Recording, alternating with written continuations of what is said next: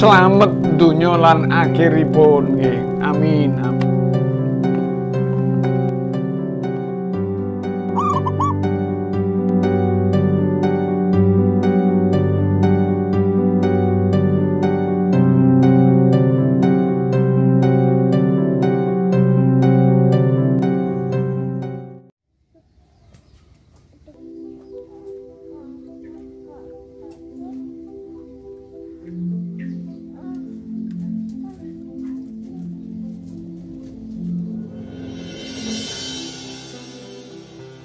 Assalamualaikum warahmatullahi wabarakatuh. Salam sejahtera untuk kita semua. Om Swastiastu, Namo Buddhaya, salam kebajikan, salam rahayu, salam Nusantara. Berjumpa kembali dengan kami Cah Bejo YouTube channel. Insya Allah kami akan konsisten membahas tentang budaya, sejarah dan adat istiadat leluhur kita bangsa Indonesia.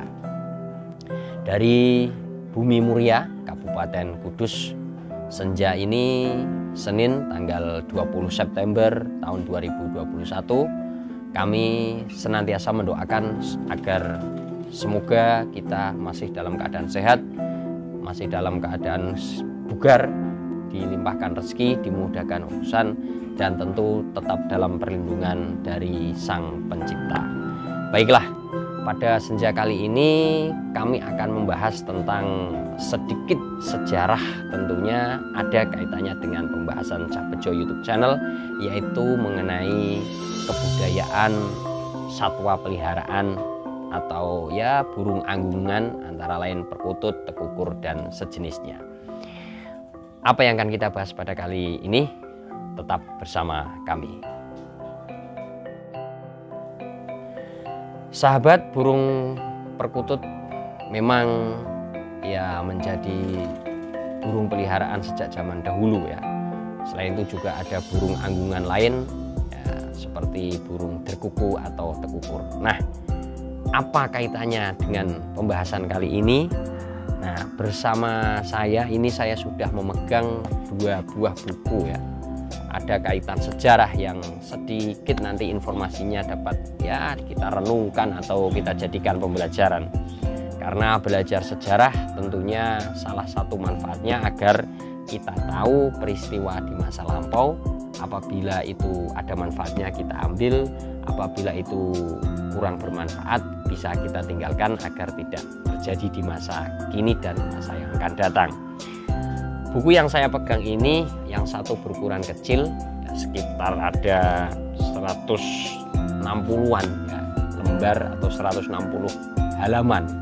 Yang satu adalah buku yang ukurannya cukup lumayan tebal. Kalau di sini ada sekitar ya hampir 460 lebih halaman pada buku yang tebal ini. Namun walaupun berbeda ukurannya tebal dan yang satu kurang tebal, namun dua-duanya mempunyai atau ada informasi yang penting ya, karena keduanya memuat tentang informasi seorang tokoh besar ya, yang berasal dari tanah Jawa, namun keberadaannya telah diakui baik oleh nasional maupun ya bahkan di dunia internasional itu telah diakui. Siapa lagi beliau kalau bukan ya, di sini ada Pangeran Diponegoro ya. Siapa lagi kalau bukan beliau, yaitu Pangeran Diponegoro, atau yang pada masa kecilnya dulu disebut atau mendapat di sini namanya pada masa kecil yaitu Bendoro Raden Mas Mustahar, yang dilahirkan pada tanggal 11 November tahun 1785 di Yogyakarta. Nah, itu buku yang akan kita bahas mengenai Pangeran Diponegoro.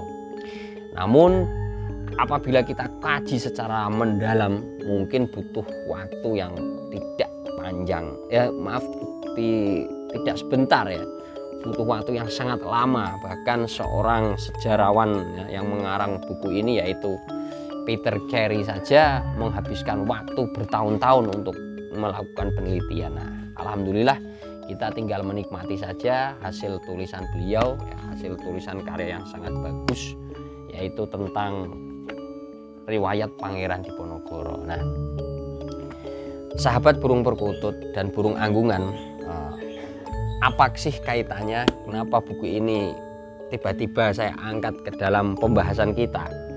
Sedangkan kemarin-kemarin kita membahas tentang ya seputar burung perkutut atau burung anggungan, ya, sejarah, mitos dan sebagainya.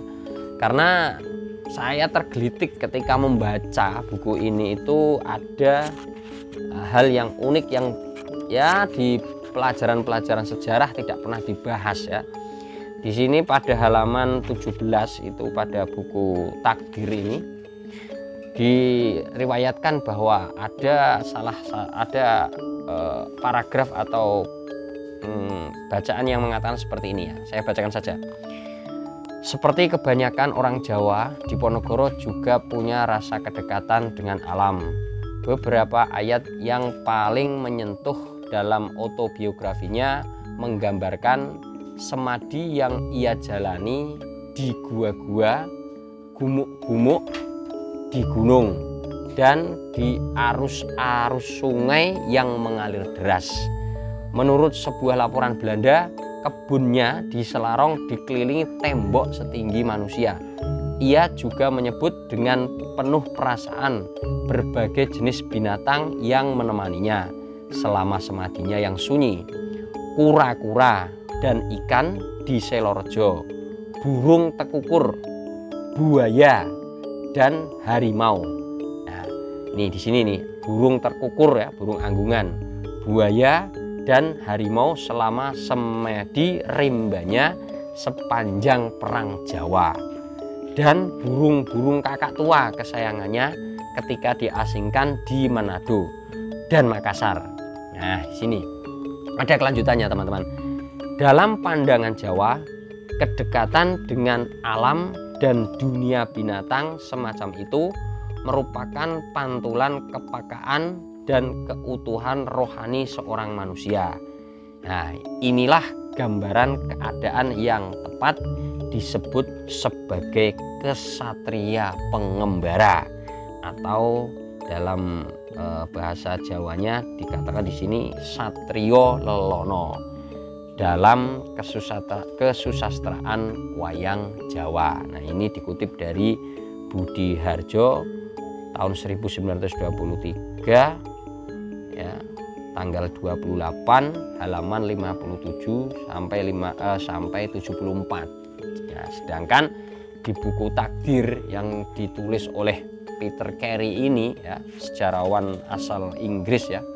Ini di sini dikatakan sangat jelas ya bahwa beliau Pangeran Diponegoro itu adalah orang yang juga menyayangi dan memelihara berbagai satwa atau binatang peliharaan. Nah, ini yang membuat saya terusik di sini tadi disebutkan ada burung tekukur atau burung derkuku, sehingga saya berpikir berarti kalau ada burung tekukur atau burung derkuku di sekitar tempat semedi Pangeran Diponegoro, tentu saja kemungkinan di daerah tersebut ada juga binatang-binatang lain. Nah, saya kepikiran dan tergelitik, jangan-jangan di sana juga ada burung perkutut, dan itu kemungkinannya sangat besar karena di daerah Yogyakarta yang notabene-nya sebagai bekas dulu, bukan dulu sampai sekarang pun masih kerajaannya kan keraton itu Mataram ya,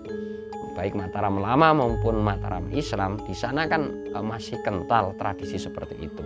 Sedangkan daerah di Selorejo ini lokasinya juga sampai sekarang kan masih banyak terdapat ya daerah sekitar vegetasi pohon-pohonnya masih bagus. Nah, namun terlepas dari itu semua sahabat, ketika saya membaca pada halaman 17 ini saya tergelitik memang. Berarti tradisi yang juga diturunkan dari generasi ke generasi hingga pada masa Pangeran Diponegoro pun beliau menggemari atau menyukai satwa. Di sini ada burung derkuku atau burung anggungan. Nah, tujuannya di sini telah jelas bahwa mereka para satwa menemani Pangeran Diponegoro dalam semedi. Sedangkan ketika selama Perang Jawa tentunya Pangeran Diponegoro membutuhkan strategi-strategi jitu, baik untuk peperangan, menggalang massa, menggalang kekuatan, dan tentunya ya untuk mendekatkan kepada Sang Pencipta. Nyatanya selama hampir kurun waktu 1825 sampai 1830, beliau Pangeran Diponegoro telah memimpin sebuah perlawanan rakyat Jawa yang membuat kocar-kacir serdadu-serdadu Belanda kala itu.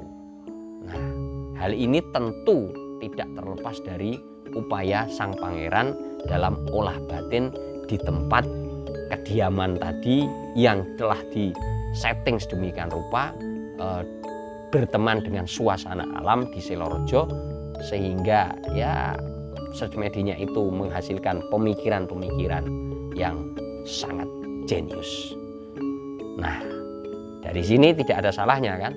Ternyata juga ada manfaatnya, yaitu untuk menenangkan pikiran ketika kita butuh inspirasi, berteman dengan tumbuhan, berteman dengan binatang, tadi ada ikan, kura-kura, burung anggungan. Bahkan ketika sang pangeran sudah diasingkan di Manado dan juga ke Makassar, Pangeran Diponegoro masih menyempatkan diri untuk memelihara satwa yaitu endemik di sana, yaitu burung kakak tua putih.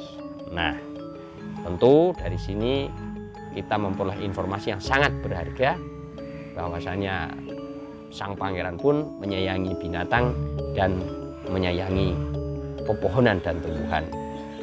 Sudah selayaknya kita meneruskan apa yang telah beliau ajarkan, yaitu untuk melestarikan alam sebagai sarana untuk kita bermeditasi, bersemedi, atau berkontemplasi, merenungi apa yang telah kita alami untuk meminta petunjuk dari Sang Pencipta. Demikian sahabat pembahasan kita pada sore kali ini. Semoga informasi yang saya sampaikan ada manfaatnya. Apabila ada kekeliruan, kami mohon maaf sebesar-besarnya.